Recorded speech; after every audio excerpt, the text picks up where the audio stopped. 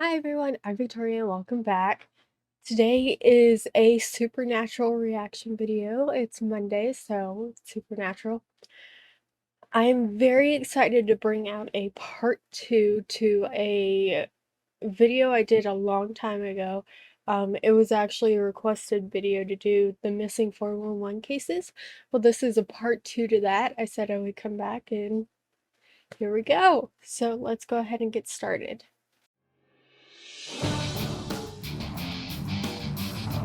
This next one, it's gonna be the same video from last time, it's just the second case.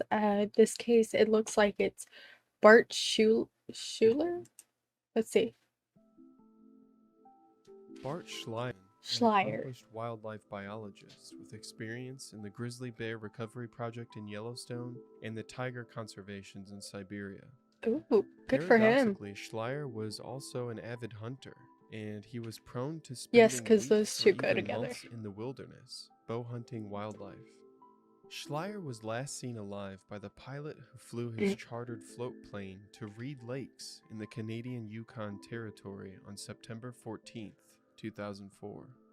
The plane Okay. would return 2 weeks later to pick up the hunter, but he was nowhere to be found. Schleyer Hmm, was well prepared for his trip. He brought 3 Action Packer crates of gear. One crate was interesting. filled with canned food that would last a couple of weeks. The second crate was filled with his clothing for the trip, and the third contained his camping gear, including a good tent, sleeping bag, inflatable boat, and more. So far it sounds like he was definitely very much prepared for this. He knew what could go down and how to fix it. He had everything he needed, and at this point, I mean, I don't see anything that could have gone wrong currently. After he was reported missing on September 30th, Mounties from the RCMP in Whitehorse, over 175 miles away, investigated his campsite. They found the remains of a meal at his camp, but the food crate was secured. They discovered his boat a half a mile from the camp in the brush shore of the lake. It had been secured at both ends in the thick brush. With the weather deteriorating, the Mounties speculated that Schleyer had hiked to the Klondike Highway. However, his friends were adamant that this was not a possibility as he had not contacted any of them. Huh. So his meal, it looks like he had a meal, but there was no way of his food package was not disturbed. It seemed like his boat was also undisturbed, but it was found in an odd area, I would assume. Or at least that's what I'm getting based off of this. Um, and him climbing uh to the roadway and his friend saying that he had not contacted them. Well, his phone could have died. Or whatever he was going to use to contact them could have died. So that's not unheard of, but the rest does seem kind of suspicious. Dissatisfied with the RCMP's response, a friend of Schleyer's in Whitehorse, named Dib Williams, returned to the campsite with a friend. Good for Dib. They found Schleyer's camp. His tent had been knocked down, and they Hmm. discovered his backpack, bear spray, VHF radio, and knife on site. Williams Yeah, earlier when it said something about the food, I my thought was a bear, but then they said the food hadn't been touched, so I'm that's why I was like, maybe not a and bear. his friend returned the next day to continue their search around the boat. Less than 200 feet in the woods, they discovered Schleyer's bow with handmade arrows and a buckskin quiver. They found a bag full of gear. Not Many unheard of, speculated this was a considering. blind, and Schleyer had been sitting on his pack, prepared to call and hunt moose. Yeah, In broadening their he said it was search, a the two hunter. found a camouflage mask with some hair and blood inside. Oh, On October 3rd, Mounties returned to the scene.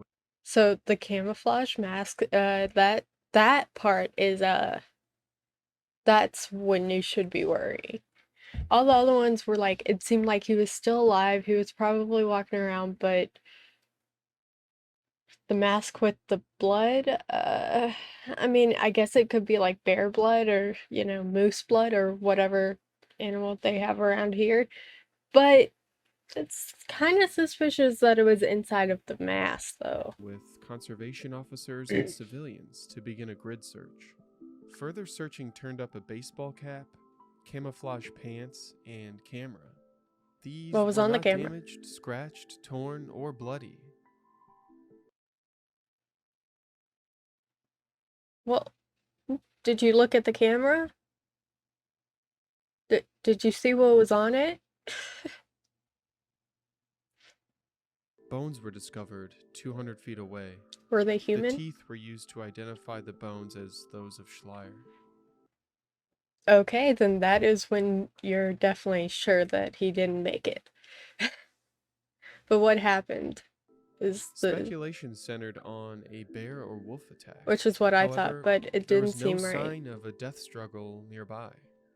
The surrounding area was covered in undisturbed moss.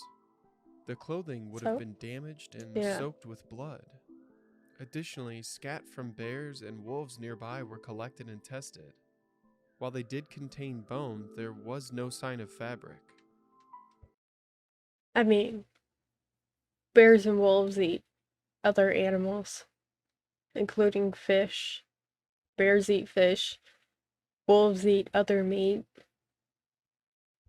I'm not surprised there was bones in their stool. Like, In other instances of bear attacks on humans, clothing is often found mixed with remains in the bear's scat. oh yeah, In other cases, bears will cache their prey, meaning they will bury it for storage and return at a later date. But there was no such cache nearby. yeah. I was about to say, Lastly, bears do did you not see seek anything? to incapacitate or slay their prey. They will simply begin to eat, Yeah, whether their prey is alive or not. This would have led to a gruesome and messy scene. which he would have known, because he was what, a wildlife biologist or something. Like he would have known. He would have known all of this. So there would he would know going into this, bears, wolves, all that. Like he would have known. I'm curious to know what the body looked like. Because they didn't say much other than that. He was just found, his bones were found. What happened to the rest of them? But searchers could find nothing of the sort. His campsite and bag were left undisturbed, but attacking animals would likely return to investigate, Yeah, especially for the canned goods. yeah. Bears can and will eat through tin cans. Schleyer meets many of the criteria outlined in the missing 411 profile. Let's see. Intellectual extremes, sure. Physical extremes, sure. Mid to late afternoon. Oh. It didn't really say, but okay. Geographical clustering, sure. Inclement weather. Did it say it had an inclement weather? Near bodies of water, yeah. Bushes, yeah. Surreal narratives, maybe. No cause of death. Well, take a look at the bones, see what you can find, because I didn't hear anything about bones so far, other than that they were found and that they figured out who it was based off the teeth. I didn't hear anything else about the bones. Searched area, yeah, they searched it. Vanished tracks, sure. Confused canine units, well, you're in the woods full of dead corpses everywhere. I mean, what do you expect? Missing shoes. Did he have missing shoes? Well, I guess he was all bone, so impossible to reach. He Well, was a they still bright found and him. accomplished outdoorsman who was physically capable of withstanding the toughest climbs. Well, yeah. The inclement weather of the Canadian tundra impacted search efforts by both the RCMP and Schleyer's friends. Okay. He disappeared near the Reed Lakes in an area that had previously been searched by the RCMP. The cause of death could not be determined. Some speculated that he suffered a bear attack, but I don't think there were that's what no clear happened. signs of a death struggle, no fabric in nearby grizzly scat, and no tooth marks in the recovered portion of Schleyer's skull. Schleyer was an avid outdoorsman and experienced hunter with a past of recovering grizzly bears. With that in mind, how could he have suffered a surprise bear attack? Yeah, that's what. How had his clothing been removed without claw or tooth marks? And with no sign of a struggle or remains nearby, what happened to him in those woods? I agree. That was extremely weird. I don't think it was a bear attack. He knew way too much about animals and bears, and he was supposed to be an expert, I think. So yeah, I don't think that was it. As far as what happened to him, that's it's hard to tell. I don't know why. What evidence did the bones show? If it didn't bleh. If it didn't show any evidence, like any tooth marks or anything like that, I get it. But what else did it show you? Because was the skull fully formed? As in, like, was it all there? Was it not broken in half or anything like that? Um, what what other criterias were around the body when the body was found? Yeah, from what I can gather is there was no flesh, no clothing, so what had happened that made not only clothing but flesh come off bones in what a few days? Was it a few days or a few months? Either way, flesh does not go away from a body that quickly. Not unless there's outside elements go that contribute to it. Like was there, you know, was it the water that was around there? Was it, you know, was it poison? Did they check the surrounding waters? Did they check, uh, to see if there was poisonous berries or anything like that? Like, they didn't really check as much as I had hoped they would have. Or at least they told us about not checking um stuff like that, because if he was poisoned, there's very good chance that it could have been one of the poisons that does end up taking off your flesh. Um, you could also have just if he was laying or his body was uh dumped or he died in a vat of acid. I doubt it because it's the woods, but stuff like that is what makes me curious as to why they didn't do that. And if they did, they didn't tell us about it, um, which gives us even more of a reason for it to be unsolved. Uh, but very, very curious. Um, Let me know what you guys think. What do you think happened?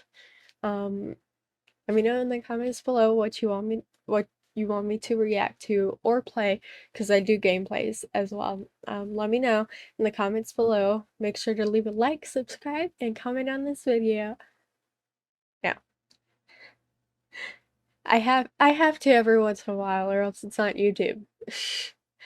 Anyway, let me know what you want to see. Have a great and wonderful day, and as always, thank you for coming. Bye!